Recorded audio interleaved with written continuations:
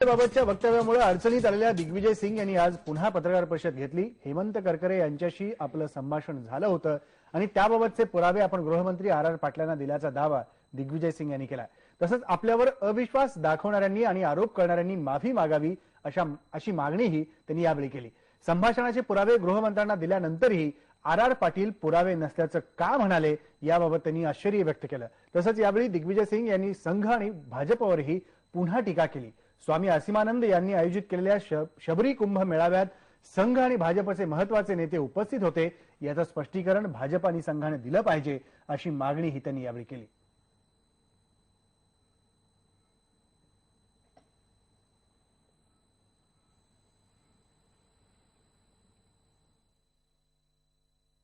छब्बीस 11/2008 को शाम को मेरी बात हेमंत करकरे जी से हुई थी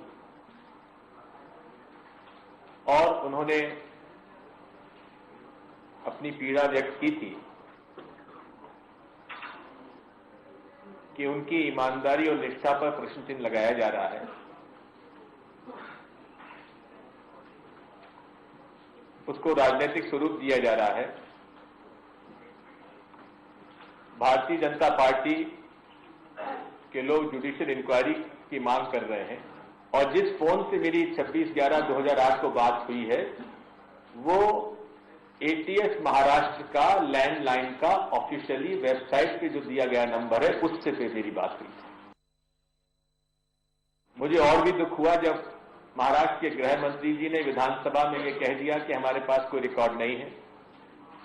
तो आज मैंने आपके पास उसी समय मैंने रिकॉर्ड मांगने की कोशिश की थी। मेरे पास तब टेलीकॉम मिनिस्ट्री ने कहा कि हम लोग 12 महीने से ज्यादा रिकॉर्ड नहीं रखते हैं, लेकिन बाद में और भी जब मैंने प्रयास किया तो रिकॉर्ड मुझे मिल गया। बीएसएनएल की चिट्ठी और कॉल रिकॉर्ड मैंने आपको बांट दिया है।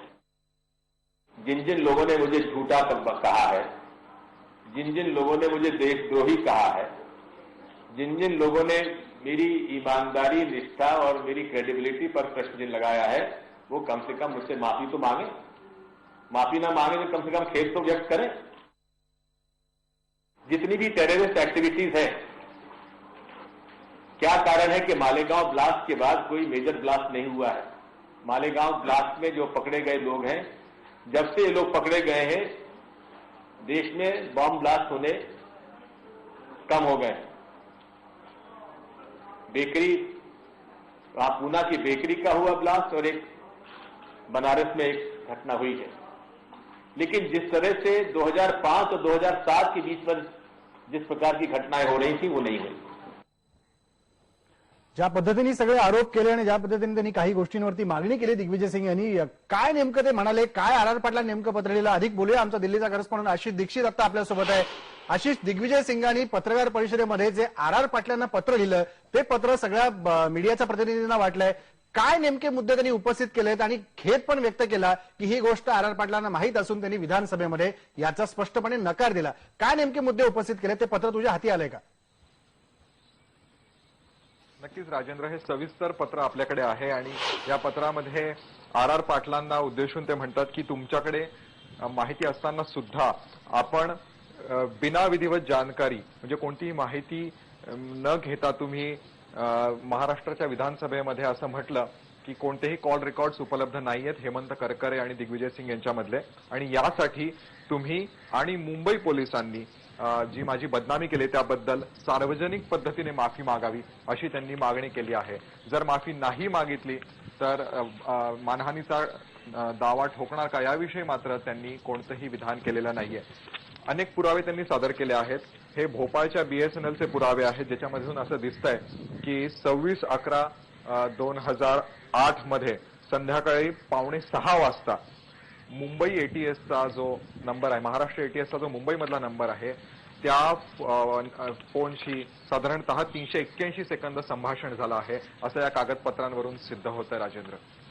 अगदी खरं आहे की ज्या पद्धतीने त्यांनी बीएसएनएलचे काही रेकॉर्ड सादर केले आशिष, आणि काही दाखले त्यांनी दिले की या नंबरवरनं किती वेळा फोन झाला, काही या बीएसएनएलचे रेकॉर्ड्स त्यांना मिळत नव्हते, 12 महिन्यानंतर रेकॉर्ड्स ठेवत नाही अशा प्रकारची माहिती बीएसएनएलकडे त्यांना दिली जात होती.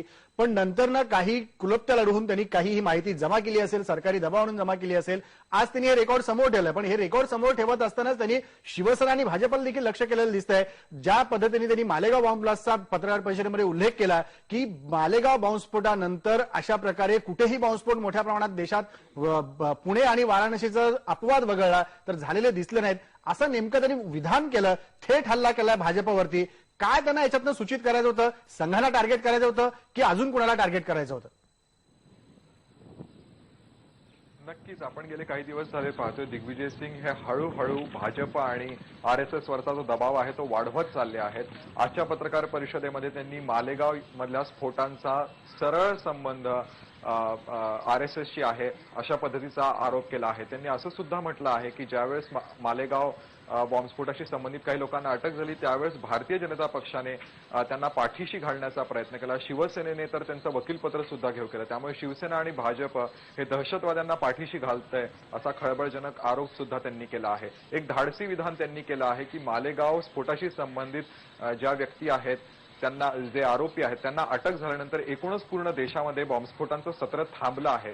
त्यामुळे त्यांनी असे संकेत दिले आहेत की त्यापूर्वी सुद्धा जे अनेक बॉम्बस्फोट झाले त्याच्यामध्ये कदाचित याच लोकांचा संबंध असावा अशा पद्धतीचा खळबळजनक आरोप सुद्धा आता काही वेळापूर्वीच दिग्विजय सिंग यांनी या पत्रकार परिषदेमध्ये केला आहे. आता पाहायचंय की याच्यावरती शिवसेना, भारतीय जनता पक्ष आणि राष्ट्रीय स्वयंसेवक संघाची काय प्रतिक्रिया येते. आशिष, आता आपल्यासोबत भाजपचे आमदार देवेंद्र फडणवीस आहे. देवेंद्र फडणवीस, ऐकलं तुम्ही आशिष काय सांगतोय, आणि दिग्विजय सिंग यांनी पत्रकार परिषदेमध्ये थेट उल्लेख केला की 2005 मध्ये जे काही मालेगाव बॉम्बस्फोट झाले किंवा त्या दरम्यानच्या काळात जे स्फोट झाले, त्यांनी हे पण उल्लेख सांगितलंय की पुण्यातली जर्मन बेकरी बॉम्बस्फोट असेल किंवा वाराणसीत झालेला स्फोट, हे 2 अपवाद वगळले तर देशात मोठा स्फोट घडला नाही. याच्या मागे नेमकं त्यांनी टार्गेट केलाय. भाजपचे लोक या सगळ्या दहशतवादाला पाठीशी घालतात, संघाला त्यांनी टार्गेट करण्याचा प्रयत्न केला अप्रत्यक्षरित्या. काय तुमची प्रतिक्रिया? असं आहे की दिग्विजय सिंगजी यांना काँग्रेसमध्ये आता फारसं महत्व उरलेलं नाही. त्यामुळे आता काँग्रेसमध्ये एक चढाओढ लागली आहे की माननीय काँग्रेस अध्यक्षा सोनिया गांधी यांच्या दरबारी हिंदुत्वाला विरोध करून कोण जास्ती स्कोर करू शकतं किंवा हिंदुत्ववाद्यांना अशा प्रकारे आतंकवादी ठरवून कोणाला जास्ती स्कोर मिळू शकतो अशा प्रकारची एक अळमळीका लागली आहे. माझा एवढाच सवाल आहे की माननीय दिग्विजय सिंगजी हे एवढे प्रमुख नेते आहेत, महत्वाचे नेते आहेत, आणि त्यांचं करकरेंशी बोलणं झाल्यानंतर जर त्यांच्याकडे काही अतिशय संवेदनशील इन्फॉर्मेशन होती तर इतके दिवस त्यांनी ती पोलिसांना का दिली नाही, आणि आपल्या जर संवेदनशील इन्फॉर्मेशन असताना ती पोलिसांना न देणं हे एक प्रकारचा हा क्रिमिनल ऑफेन्स आहे. मग हे त्यांनी का केलं ह्याचं देखील उत्तर त्यांनी दिलं पाहिजे. दुसरं असं आहे की करकरेंची ते काय बोलले कोणालाच माहिती नाही. त्यांनी बोलणं झालं एवढंच सांगितलं, आणि श्री RR पाटील यांनी अतिशय स्पष्टपणे विधानसभेत हे सांगितलेलं आहे की बाबा करकरेंनी त्यांना असं सांगितलं होतं किंवा ते करकरेंची असं बोलले होते, या संदर्भात राज्य सरकारला कुठली माहिती नाही. फडणवीस, महत्वाचा मुद्दा म्हणजे जे आरोप त्यांनी भाजपवरती लावले त्याविषयी तुमचं काय म्हणणं आहे? जे आरोप ज्या पद्धतीने ते तर मी एका शब्दात सांगितलं की भाजपवर आरोप लावून त्यांचं टार्गेट भाजपनं, त्यांचं टार्गेट आहे हिंदुत्ववाद, आणि हिंदुत्ववादाच्या विरोधात बोलणं म्हणजे सोनिया गांधी यांच्या दरबारात मार्कच स्कोर करता येतात. आता ते मुख्य प्रवाहातनं फेकले गेलेले आहेत.